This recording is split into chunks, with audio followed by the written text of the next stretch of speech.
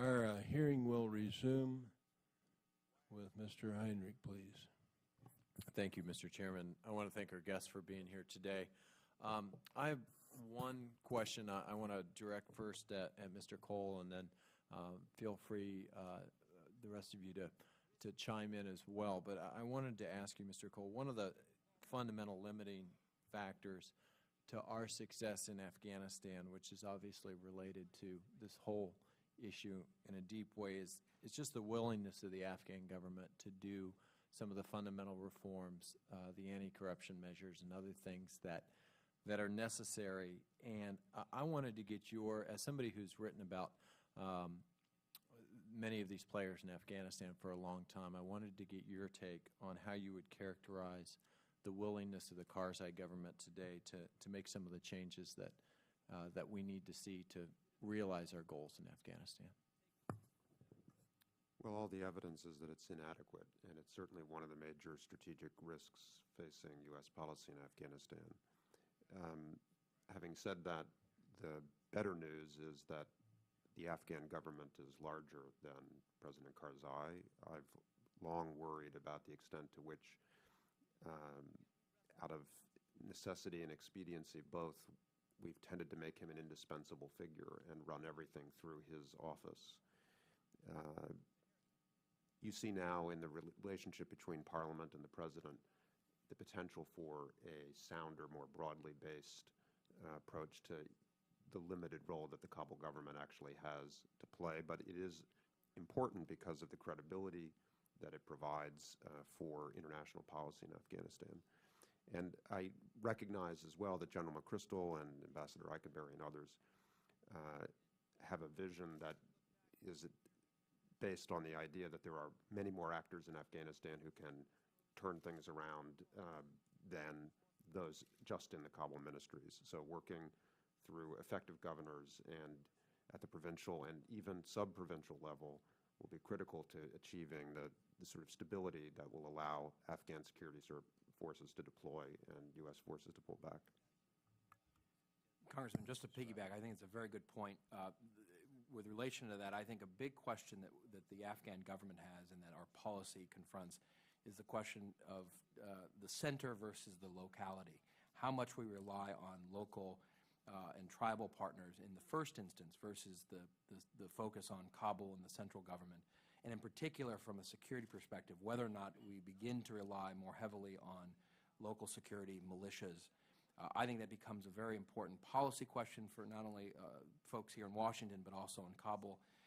You've had experiments that have worked well in Wardak province and other places, but it's not clear that model will work everywhere in Afghanistan, and we've got to be careful about diffusing the security of the country. And so I think there's some very important inflection points here with respect to Kabul's ability to control its own security.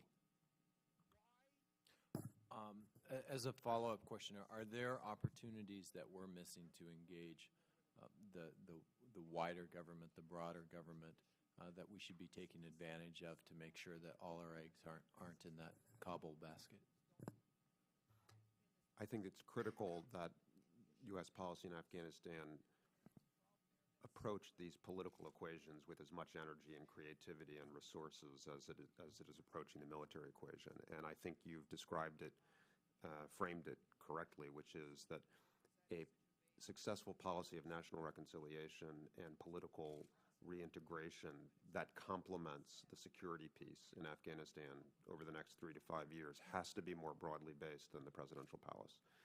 You can achieve that broader base through lots of different mechanisms. You can turn to Parliament. You can use Loya Jirgas and other institutions, traditional institutions. You can do it regionally as well as nationally, but you have to do it. And it has to also be reinforced by regional diplomacy that brings to bear pressure on these factions in Afghanistan that are otherwise not likely to participate in such a reconciliation program. And I think there's always been an articulation of this vision in U.S. policy, but now bringing it to bear successfully, it's hard, it's going to be a zigzag, it's always going to be incomplete, but if it's not made a priority, then it won't succeed.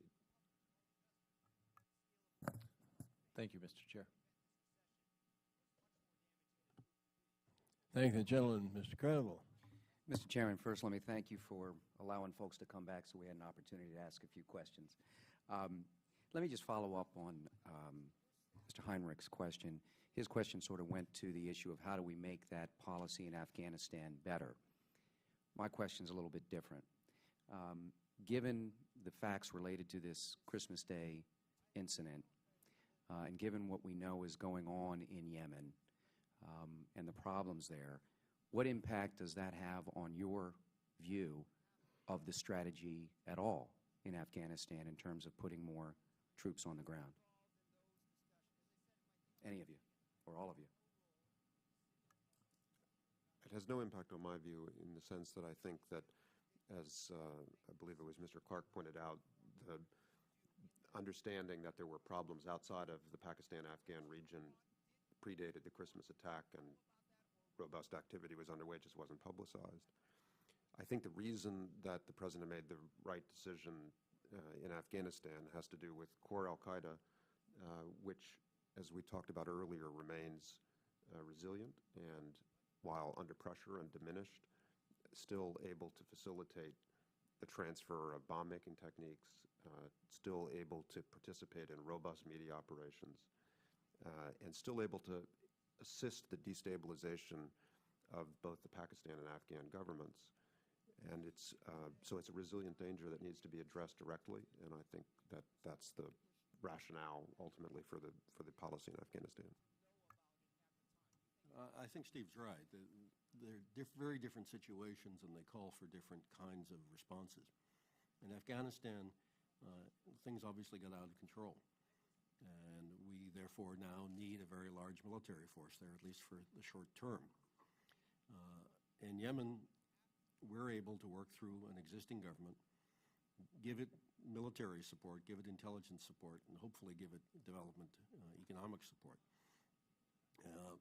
There will be other places around the world where Al-Qaeda will pop its head up, or affiliated groups will pop their heads up. And at least initially, these small footprint solutions, like what we're doing in Yemen, are the appropriate response. Congressman, the only thing I would add, and I would agree with both my colleagues here, is that there's a demonstration effect to our policy. And so shifting the momentum of the Taliban in Afghanistan becomes important in terms of the global posture that the U.S. has, in part for our friends and allies, as they understand we are resolute and are willing to fight for what we believe in and to work with them. That becomes very important with Pakistan, I think, in the long term. And I also think in terms of the enemy, becomes important. We don't want to play into their hands, and we don't want to needlessly spend blood or treasure. But at the same time, we need to be resolute. And I think one of the lessons of Iraq is that it was one of the first times that we had, when bloodied, stood up to Al-Qaeda and surged. And I think that was a devastating lesson to our enemies. And I think that's something we should keep in mind in Afghanistan.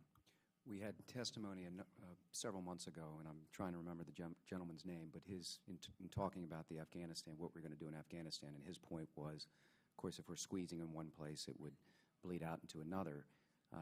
One of you mentioned what's happened in Yemen as a result of the crackdown in Saudi Arabia. Can't we simply expect that to happen based on the crackdown in Afghanistan? Well, the government of Pakistan is certainly concerned about spillover effects. Their version of what's happened after 9/11 emphasizes the consequences to Pakistan of the migration of Al-Qaeda from Afghanistan into Pakistan as a result of U.S. military action there. But I think my response to that argument that you referred to, which has been part of a very healthy American discourse about U.S. policy choices in Afghanistan, this notion that you squeeze the balloon and Yemen pops up and Somalia pops up, is that there's no territory that means to Al-Qaeda what the Afghan-Pakistan border means to Al-Qaeda. And the role of the core leadership and networks that are located there is distinct from any other expression. That doesn't mean these other expressions aren't dangerous. But in order to achieve any definition of success against Al-Qaeda, that core organization needs to be disabled and destroyed. And I do think it's a distinct problem. I would just agree. I would say that Al-Qaeda core will make their last stand in the Afghan-Pak border region. You're not likely to see a grand Al-Qaeda caravan to some other locale the way we saw, for example, the move from Sudan to Afghanistan in the past. That doesn't mean the regional affiliates or radicalized cells and individuals won't be a problem in the future. They will. But it doesn't mean that there's the balloon effect that people talk about. Okay. Thank you. Thank you, Mr. Chairman. Thank the gentleman. Let me ask Mr. Clarke, we've had some homegrown domestic radicalization. A fellow named Zazi, the Major Hassan, fellow named David Headley, and then the Northern Virginia Five. What do you make of this?